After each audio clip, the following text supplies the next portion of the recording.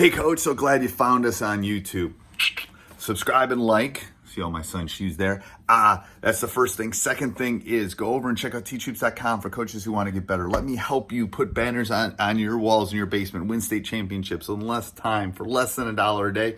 14-day free trial. You will get my personal email address. You'll get one-on-one calls, office hours. Everything you would want is there and available. So go over and check it out, and let's head off to the podcast. No worries. I'm gonna tape that. I'll tape this, so if we go any golden nuggets, I'll send it to you. Okay. All right, questions or No, things you want to talk about? on one of your podcasts. So I've been a read and react guy for a while, and I think on one of your podcasts, I had heard about you maybe modifying read and react with Dribble Drive for your guys, and kind of wanted to talk a little bit about that and maybe pick your brain on some zone offense and then an offensive set I was thinking about using this year. So Okay. Yes, I think read and react. I love Rick, but it's just too complicated. yeah, I mean, I never get past layer 3 or 4 with my guys. sure, I think there's 68 layers or whatever it is. I don't even know. right. So we did a modification. Actually, we modified the entire offense down.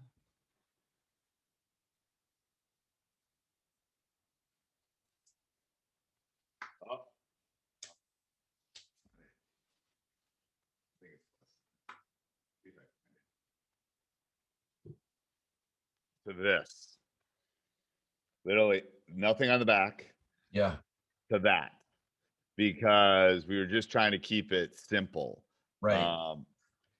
And I can send this to you, but I think there's like 3 or 4 rules and that's it. And then it's about spacing, and it's about, reaction and finding space. So what we did was, we've been playing with this for like 3 years, and he doesn't really talk about dribbling and attacking off the read and react. Right. Other than filling in the direction of the drive. And yeah. Yep. So we added that because people were getting up. They were taking away several of our actions, but the drive was open. So what I did was we steal is not probably the right word, but lifted some of those dribble actions that they have in the dribble drive where, you kind of banana cut behind and you fill. Yep. And working on, I like 5 out if you've got the players to play 5 out. I don't necessarily like the posts in the opposite like they do in the dribble drive. Yeah. I like to leave that space open. But so that when you do leave that space open, it leaves a lot of options for that drive. Yeah. And then, what happens when they drive baseline? What happens when they drive middle? What happens when they do that? How do we react to that? Yeah. So that was kind of my tweak with that. I'm actually working this summer on kind of putting all of that together. I'm going to put it inside of Teach Hoops. My entire defensive system, which we kind of funnel, and we do it in the full court. We do it against man. We do it against zone. So it's kind of one defense. It will work. And then we're doing the same thing with our offense. Okay. So my goal is to have that done. Like today was the last day, obviously. So my goal is to have that done in the next 6 weeks. Nice. To kind of have that simplified. But it's yeah, I don't know. What's your feeling on the read and react and you doing it? So I'm the head varsity girls coach at our school. I'm going into year 3. Okay. I've been involved in our youth program for years. I'm a huge fan of the read and react, especially at the youth levels. The 5 out, especially in that competitive, once you get to that 3rd, 4th grade and beyond, up through junior high.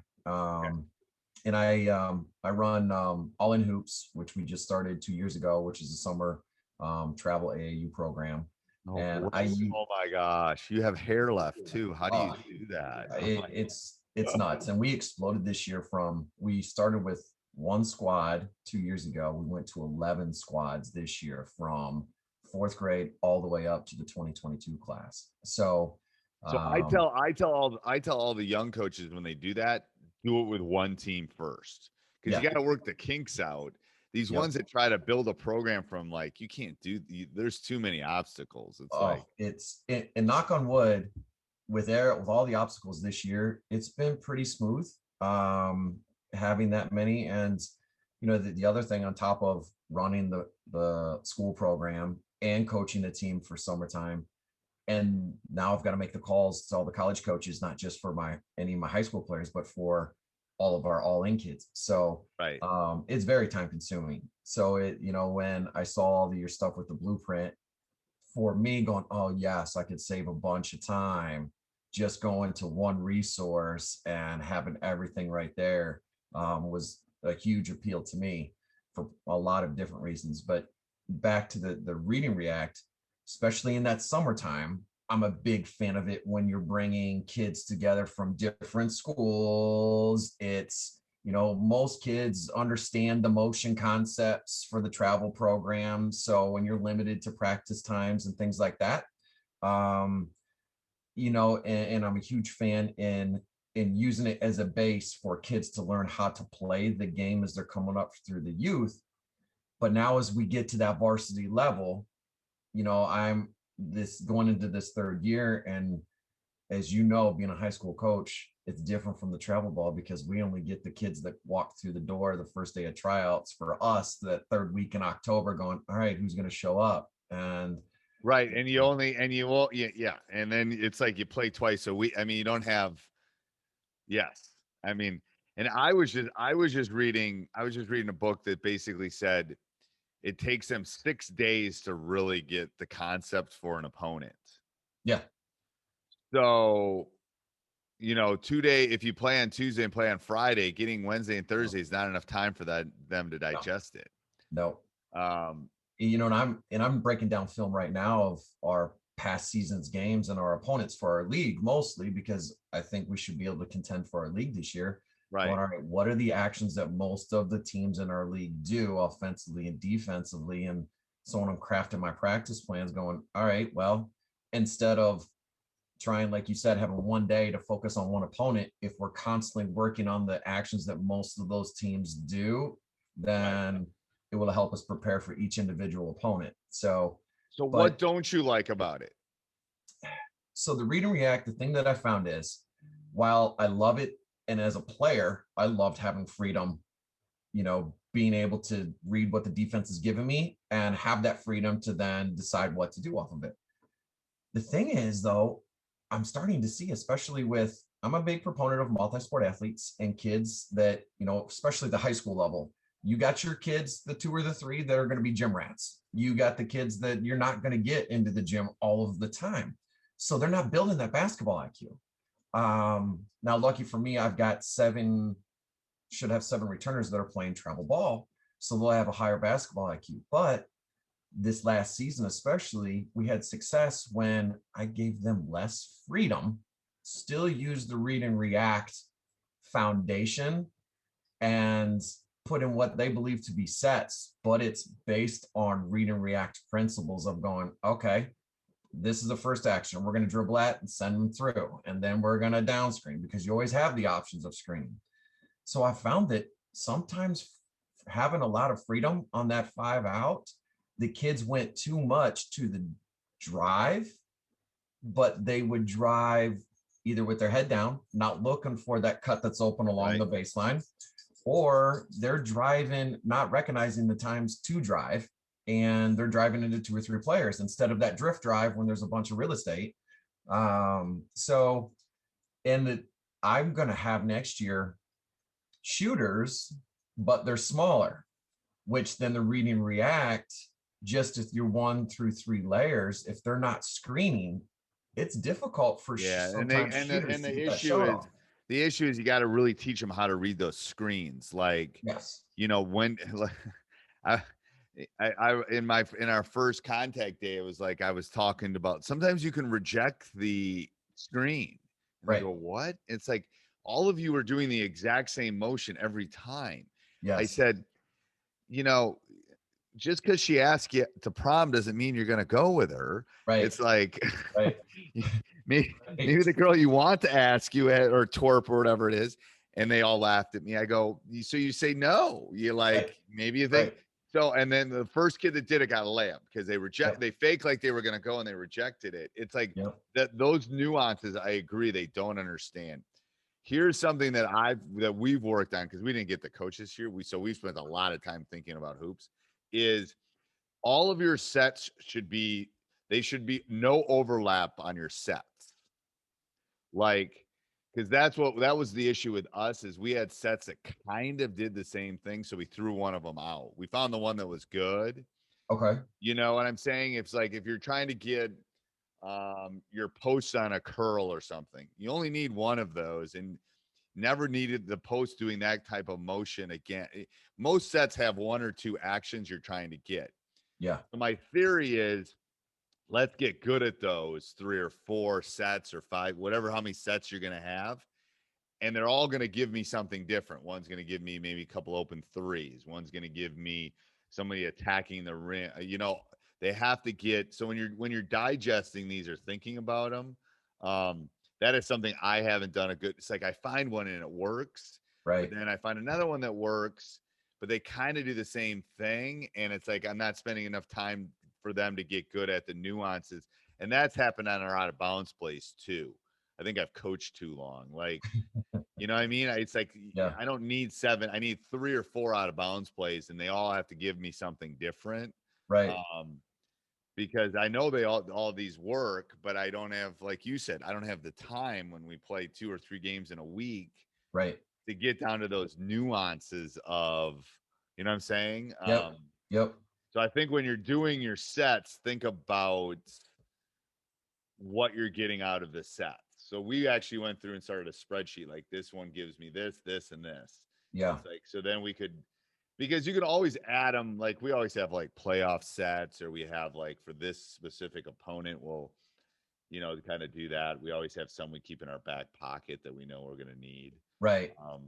So I looked in the one of the things I took from the blueprint so far was there was a series of Chicago action, and so I modified that because I'm going to have one player, 5'11" girl. You know, she's a big girl. Yeah, tall girl. She's one of the hardest working kids. You know, she's one of those that you wish you could just give a little bit more athletic ability to.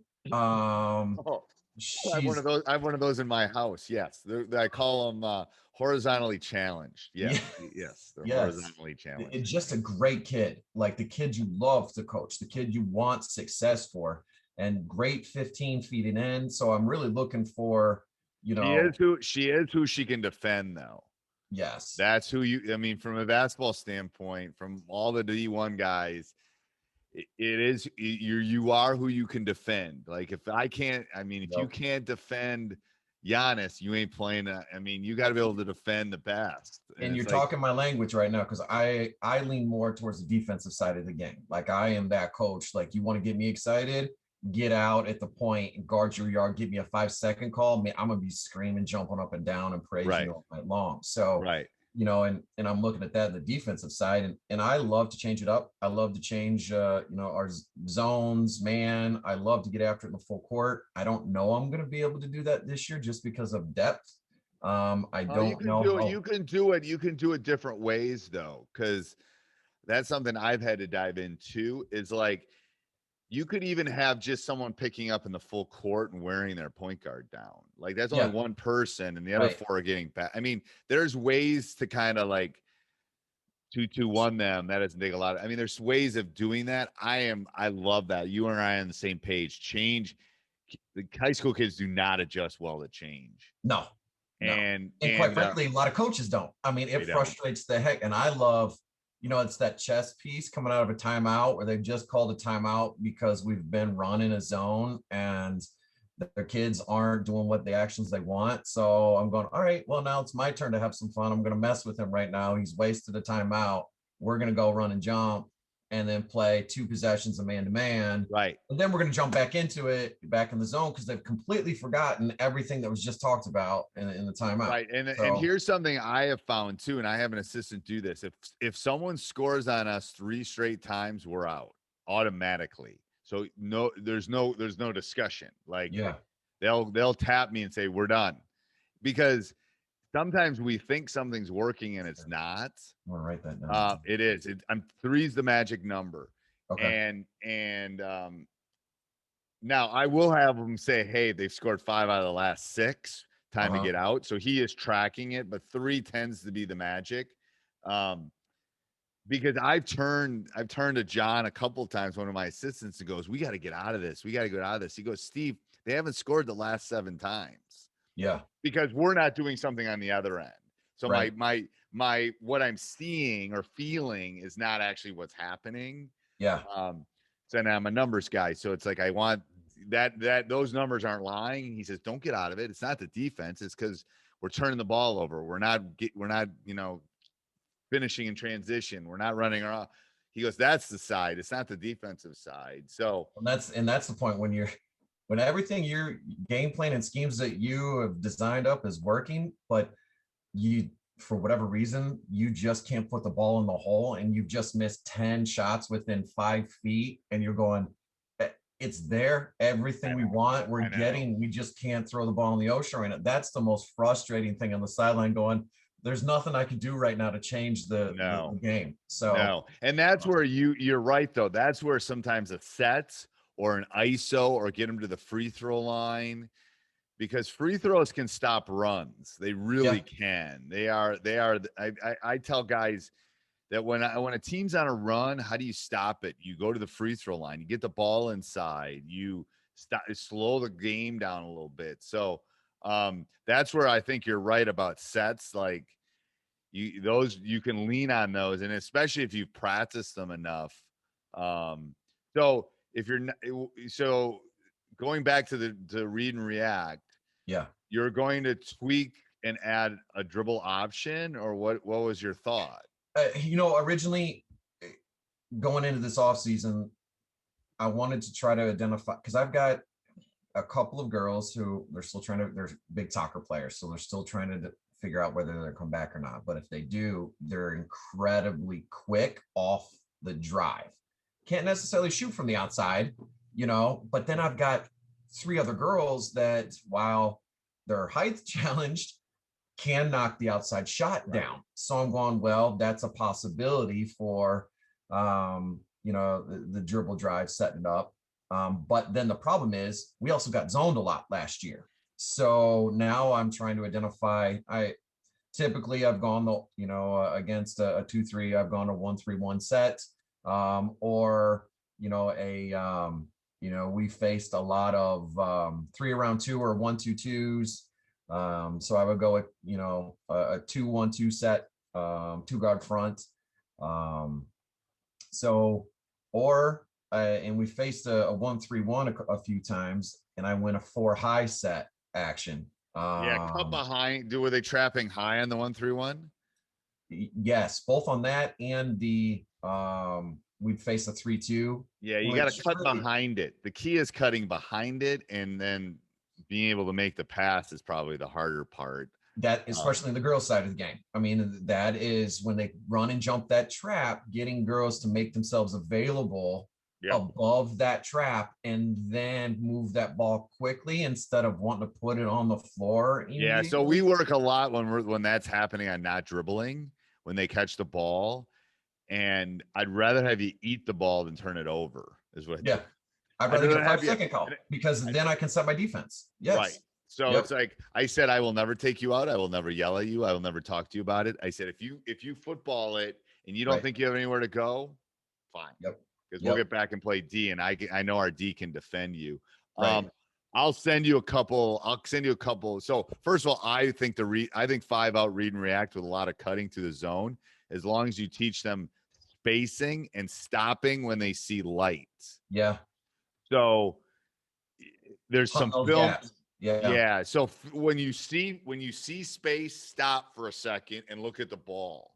Yep. because they cut through and they're open, but they keep cutting. Yes. And they never stop and look for the They basketball. never stop. So Yep. that's where film can help. And that's where, you know, you play that 3-2 in practice and you say, when you find, and then I'll just stop.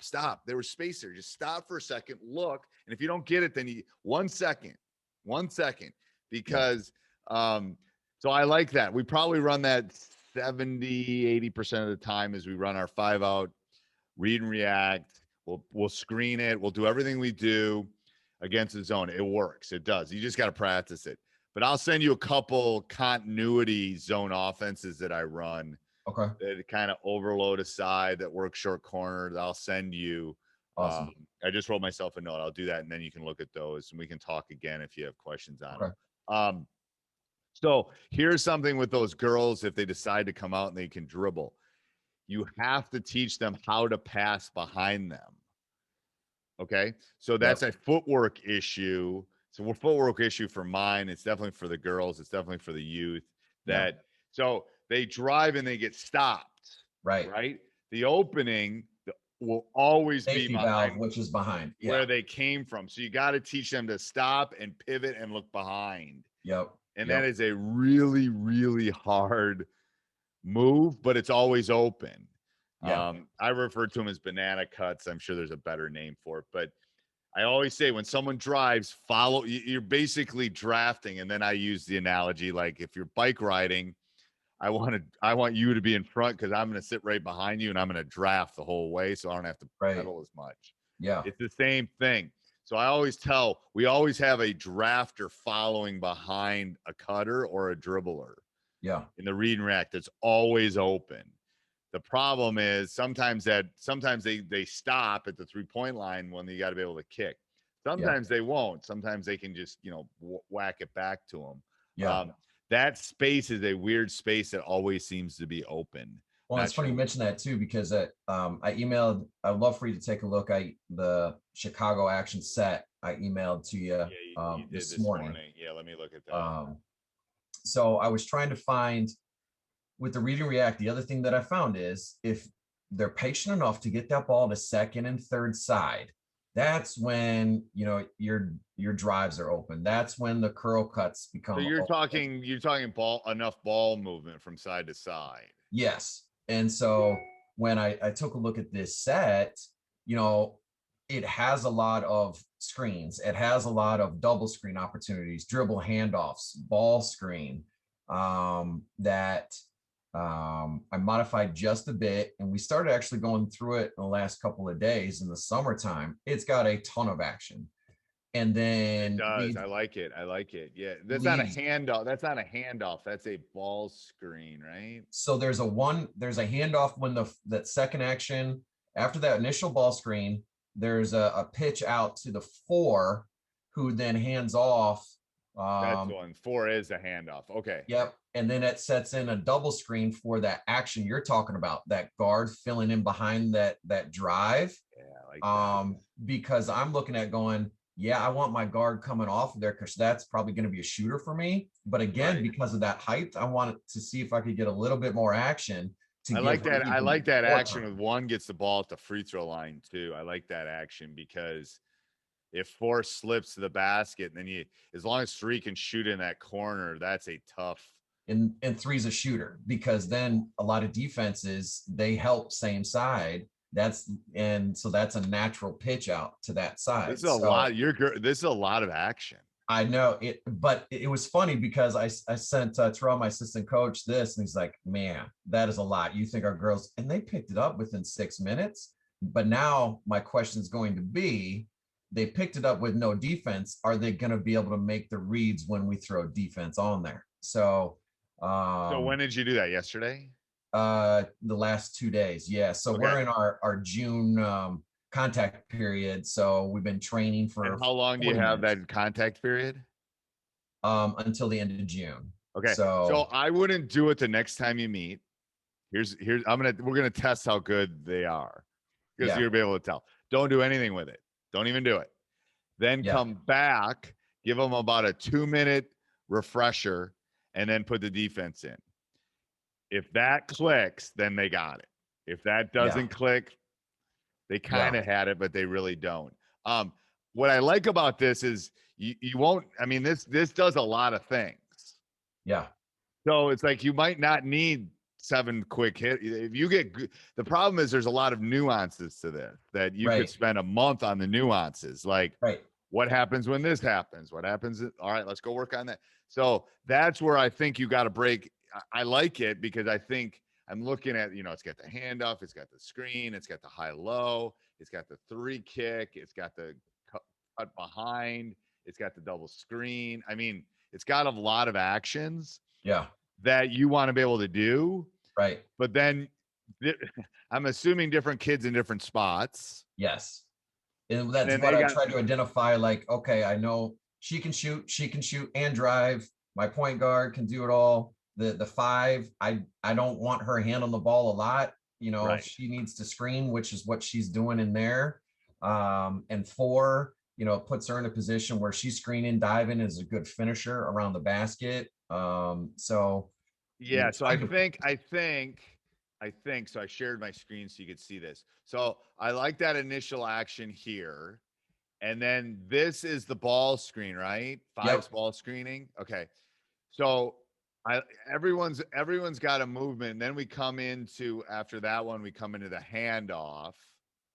And then one cuts. How does one go from here to here? So she's got the handoff and then Dribble driving in with 2 filling behind. So one is driving in off this handoff, and then 5 coming to set this ball screen action as well. So if when one gets the ball here, they've had to pick up at that point. Correct. So at this point, let's say everything's broken down and 5 didn't get a screen, or they've switched and she couldn't make it to the basket. She's now got 3 options: 4 slip into the basket, natural pitch for 3, or the safety valve 2, who's also coming off that double screen off the top. And then from that point, I'm going, all right, now we're in a position of our basic read and react. 5, yeah, I like that. I was just going to say 5 should on this one definitely pop high as the other release, because then you basically have north, south, east, and west from one. Right. So one should know that. And then I like that double screen. I like this. I like the way this ends because I'm not sure. I mean, 4 has to be ready on this. Yes. Because that's where the help's coming from. Yep. Is 4's defender is obviously going to work about 1, but after that's over. So 4's person is going to stop 2. That's where they might. I don't think it's a slip. I think it's probably in here. Yeah. Because 3's person can't. If 3 can shoot. Yep. That lane is going to be there. I like that. And then we even talked about yesterday on that last action with the 2 driving.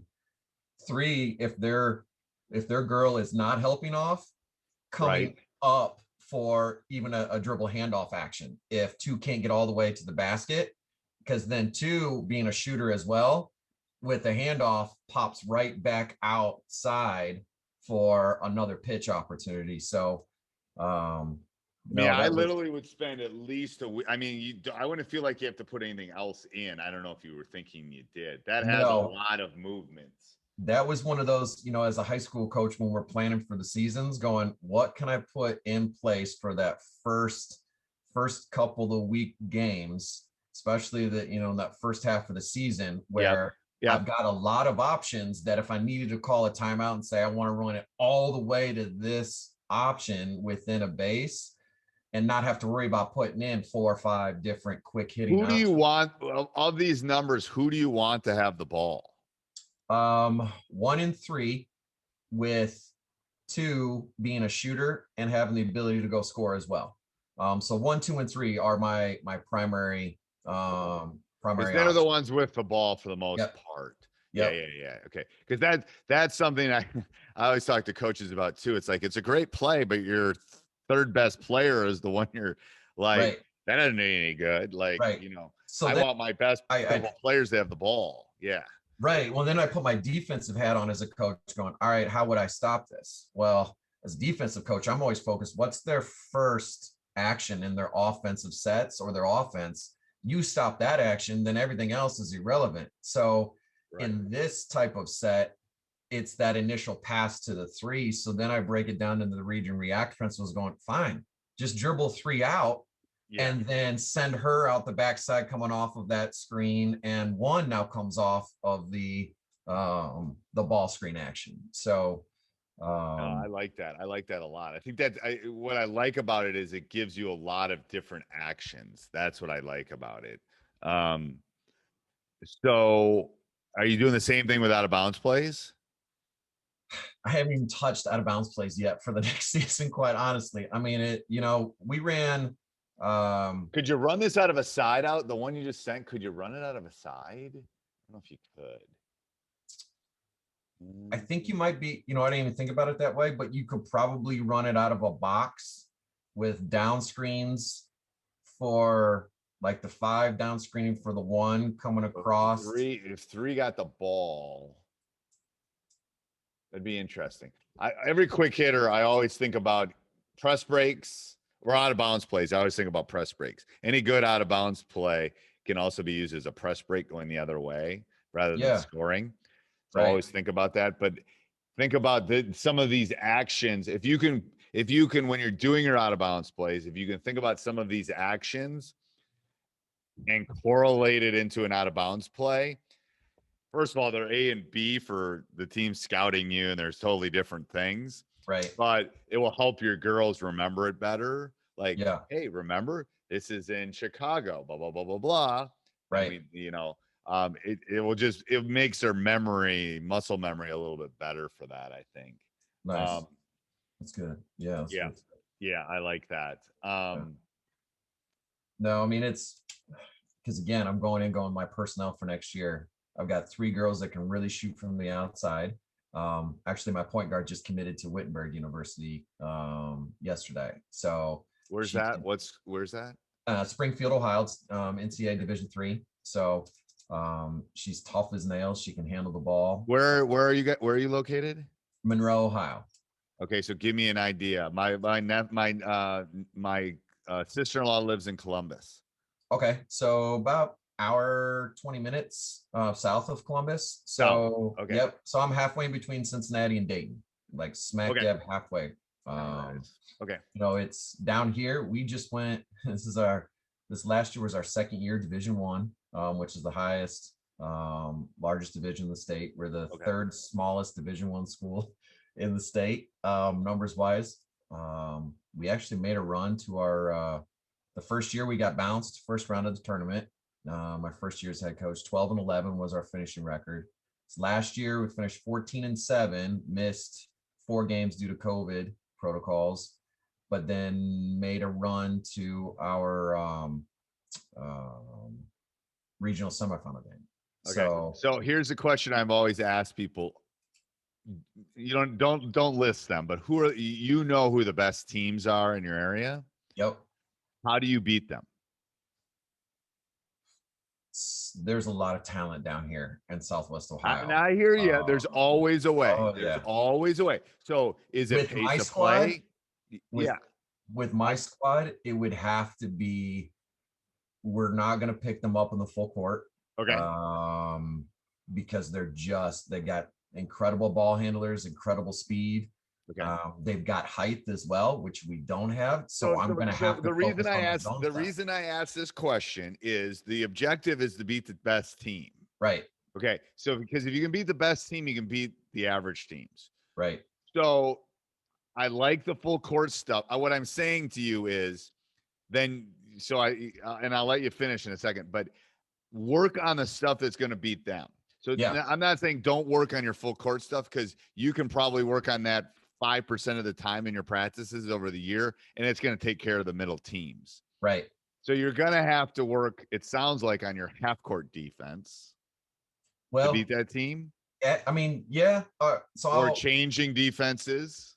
We're going to have to work a lot on changing defenses to throw off rhythm. I think we're going to have to work a lot more on zone. Like I'm I'm a big man-to-man, like get after it in the half court. This was the first year I threw zones in to mix it up. And it messed them up, didn't it? It messed them It up, did. didn't it? It did. And so now I've become to love going, you know what?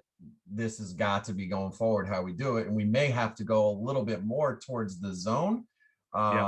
And you can do matchup. You can do matchup, which is my best team in the last 5 years played a matchup, and it was basically we were in man, but it looked like a zone. It was basically man. So no, I've looked at even, because last year was 2-3, and taught it a little bit different of no shot, no corner, running teams off the 3-point line, and rotating. How do they beat you? Do they hit threes or they get to the rim? In our tournament game that we got knocked out, they beat us by getting the ball in the middle. They had a beast that just took our girls with and getting so up. maybe a little 3-2, because again, I'm trying to figure out how to beat them. And then as the ball goes down toward the baseline, so you put a big, not necessarily your 5, you put your long lanky girl on top, and as the ball goes down, she's basically running the middle of the zone. Yeah. You know what I'm saying? Yep. So that can take care of the middle problem. And basically any zone below the free throw line is a 2-3 anyway. Yep. So and I've even thought about doing the 1-2-2, just to try to get maybe an initial trap out of it in the half court if it presents itself. And then, like you just said, then rolling back into the 2-3. Right. And here's what you do with a team like that. You trap them once and then you're out. Yes. It's like one. You have a call it red or something. Red. And you trap them once, and as soon as they get it out, you're in. You're done. And it's like, it's just enough. Like if you watch enough games, it's all about rhythm. And teams like that are really good. Yes. When you mess up their rhythm, they don't like it. Especially if that point guard is, or that next girl who that first action is either their shooter, or they rely on their point guard to make the plays for them on a dribble drive, trapping that girl just to get the ball out of her hands, and then falling back into it just to disrupt their set that they're trying to run against the zone is something that I think we're probably going to try. So what I'm telling you is all season, that's what you should be working on. Okay. And then can you score against them? And that's looking at, and that's why I mentioned my next step is I've got to come up with zone offenses, because we're going to get zoned a lot. From them. Yes. Do you have a shot clock? No, we don't in Ohio. And that's one of the reasons is that a lot of teams play the zone. Now they just, with the recent NFHS HS saying adopt a shot clock. Now there's been a lot of talk this year. Is Ohio going to go to it? So my prediction is not anytime in the next year or two because of money. I don't think so either. Yeah, I don't think so. It's going to be money. So you need to spend time on what a good shot. Oops.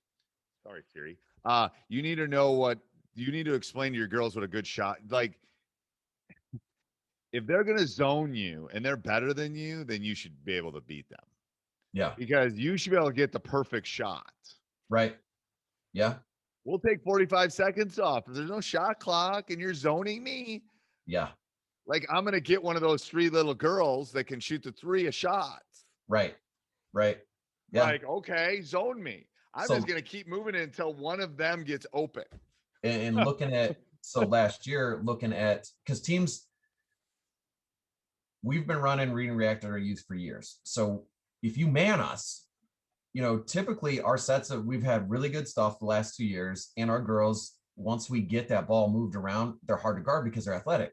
Right. So we didn't shoot the ball particularly well, especially the year before. This year it increased a little bit because we spent a lot of time getting shots up.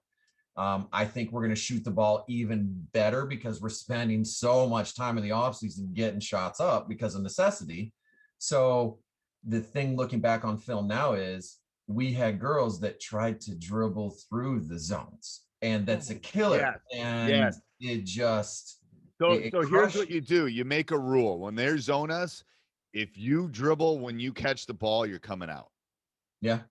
I'm not going to let you dribble. I mean, You can dribble at some point, possibly. Right. My guess is they catch it and then they attack right away. Immediately. And they're not The even looking for it. the rule is, and I was literally yelling at my guys the other day. I said, "Where do you look when you catch the ball?" And they're looking at me like, I said, "Every time you catch, you should be a threat. You should grab the ball and you should look at the rim. We call it peeking. We should peek at the rim." And they look at me like, "What do you?" And again, I'm literally teaching my guys because I haven't taught them in 2 years, like 15 months. I said, "Catch it and peek." Yep. And they go, "What do you mean?" I go, "Look at the rim." Why am I looking at the rim? Because first of all, you should hopefully want to shoot. Right. The second thing is, why are you, as soon as you dribble, you're easier to defend. Because if I get you to pick the dribble up, you're done. And where do half of the kids, when they put the ball on the floor, their head goes immediately to the ground? Right. And I said, the third thing is, we're running a read and react type offense. If I catch it and peek, guess what might happen? I might see my teammates cutting. Right. So I am going to see the openings. Yep. It's like, you guys are like, and then of course, I'll do like an analogy. Like if you walk down the hallway with your head down, you're not going to see the cute girl you want to ask out. And they all laugh. It's like, it's true though. It's like, have your head up, see the world, like get out of your phone. Yeah, I talk about the same thing. I refer to, you got to catch and check every time, catch and check that rim. And and it's like, but you got to basically say, if you dribble when there's zone, especially when they're zoning, if you put the ball, you cannot, you're done. Like, now the only time I've talked to them going, if you're going to dribble, it's got to be attacking either the elbows, the gap, drawing to, and your intention needs to be pitch. Your thought process should be, I'm going to dribble to go score. I'm going to dribble to set my team up for a shot. Right. But that mindset hasn't flipped yet. It is pound the ball, pound the ball, pound the ball. And so, and that's where a lot of turnovers are. Well, and then you also have to say, we want to beat team X. Here's how you literally talk about this all season. We do this by not doing this. Yes. Like, be honest with them. It's like, if we do this, are we going to beat 2/3 of the teams? Yep. We're not going to beat the teams we really want to beat. Right. So that's why we're doing this. Catch, check, or peek, or whatever it is. Yeah. But I mean, if I'm better than you, I'm at you. I'm not zoning you. I'm manning you. I'm going to try to turn you over. And a lot of the teams, I mean, one of the other teams that comes to mind is they'll run and jump. I mean, and I would love to be able to do it as a coach. I'm like, I just full court man to man, that, that player turns their head, we're going right now and everyone's rotating and it's a track. And, if you do the cardinal sin and dribble that ball up into the corner, right past the half court, they're coming to trap right now. So we're going to be facing a lot of traps. There's one team in particular in our league that will jump the ball screen and trap as soon as the ball screen occurs, because a lot of it, let's face it, a lot of teams who you have screening the ball, it's your big. So the bigs aren't going to come back and make themselves available. First of all, they can't. Most kids, kids can't make that pass on the slip either, to be honest with you, the basket. Yep. What do you do on screens defensively? I ice them. I switch everything. Really? Okay. I do. I hate switching it because the roll, if they're taught, well, that roll is, unless you've got. But how many times, go back and watch your film, how many times is that roll pass made? Yeah. How many times are you scored on that roll pass? Us being scored on? Not a lot. Yeah. Because they can't make the pass. They might be open. Right. They can't make the pass. But see, I love running the ball screen. I run a foot like the. Now I double. Our standard rule is switch. Like you're switching every ball screen. Yeah. Nothing. We're not even talking about it. Now, will we double it? Will we ice it? Well, those are our calls. Yeah. I just don't want any confusion about what are we doing on this ball screen? I don't want any confusion about it. See, I worry about defensively. It goes back to that 5'11" girl, right? We were talking about who can she guard. If I switch that, and you might pick it apart. You know what I mean? Yeah. Like, okay, so she's on a guard. What's that guard gonna do? go around her. Yeah, because she's gonna Yeah, reach. so- She has a tendency to reach to on reach. ball. So that Yeah. might be a problem for you because people go, well, you're going to get a mismatch. I go, again, coach 30 years of high school basketball. You know how many guards have posted up a big or a big have posted up a guard Right. successfully in my 30 years of coaching? Right, Like that's true. one. Like, Right. great. The big is going to have the 5'11 guard on him. They're going to dislike that more than the other big guard in them Yeah. because they don't know how to handle it. I Right. go, that's not my worry. Trust me. Yeah. I've never seen it happen. And if it does, then I'll adjust, but I've never seen it. So, but that's a bigger issue if you don't want her in foul trouble. Yes. Yeah, I mean, yeah. and I worry more about her getting beat off the dribble, and attacking the rim, and then they're at the line. Is it just her? Yeah, if we go small package, like a bunch of guards on the floor, then I don't have a problem switching at that point. You know what I mean? It's the personnel package that we got on the floor, but I don't want to teach two different concepts of I know. if this group we switch, if this group we not, because it's no, that's why I switch everything. So I 100% agree. That's why I switch everything because I want one package. Like, here's our package. This is what we're doing. So I don't have to spend 20 minutes of practice every day talking, here's how we're going to deal with this screen. Here's how we're going to deal with, no, we're going to just do this. Yep. Get good at it. And then we'll worry about cause I like doubling it too. Like I like coming at you. Cause again, the slip that if I double the ball screen, you might be wide open you might be as open as a Grand Canyon, but you can't if I'm doubling you, you ain't going to see it anyway. Right. And I'm finding, especially in the girls' side of the game, that's true. I mean, I see very few cross-court passes being made up over the top of the trap. So, and that's this last year was the first year we iced it, had some success because it keeps that ball on the same side of the floor. And as long as my tag girl is over there, they're not going to get beat in the middle. And this next year, I was kind of planning ahead because I knew we were going to lose height and athleticism. So teaching the ice, that also allows us to then double that screen as well. So, like that. But no, I mean, like I said, looking at it, I'm going, well, I know we've got to be able to create outside shots for my shooters. And that was, again, going back to my original going, well, do we go dribble drive? Do we stay read and react? Do we modify it a little bit? Well, I don't think you want to go to a structured offense, and I don't think you want to complicate it more. You know what I'm saying? Yeah. I just think you add that tweak into it, and I think you would be fine. Okay, that makes sense. I do. Hold on, I'm gonna. Hey, Coach. So glad you enjoyed the video. I hope you enjoyed it a lot. Actually, if you did, subscribe and like, and then go over and check out teachhoops.com for coaches who want to get better.